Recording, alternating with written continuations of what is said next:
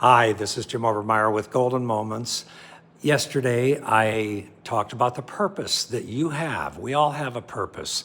God has created us to have a purpose on this earth.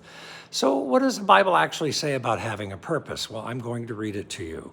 And you can interpret it any way you want, but I think that it is pretty clear what it means. And it's in the book of Micah, and it's chapter 6, verse 8. He has showed you, O man, what is good.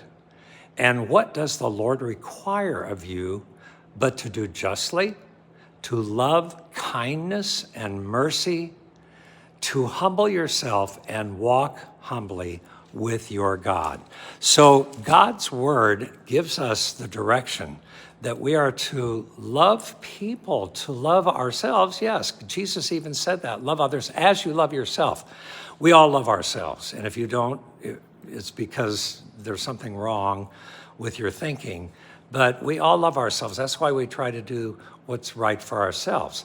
But the Bible tells us, Jesus said, love others as you love yourself. Do what is just. Do you know what is just and what is true? Those are all summed up in the Ten Commandments.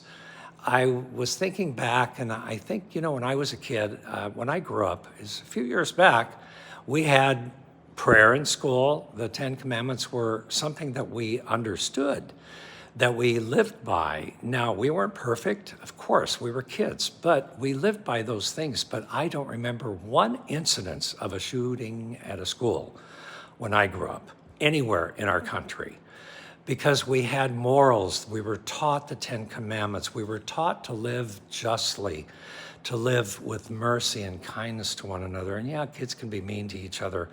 And, I've seen it, and I experienced it. I was one of those. I was bullied a lot when I was a kid.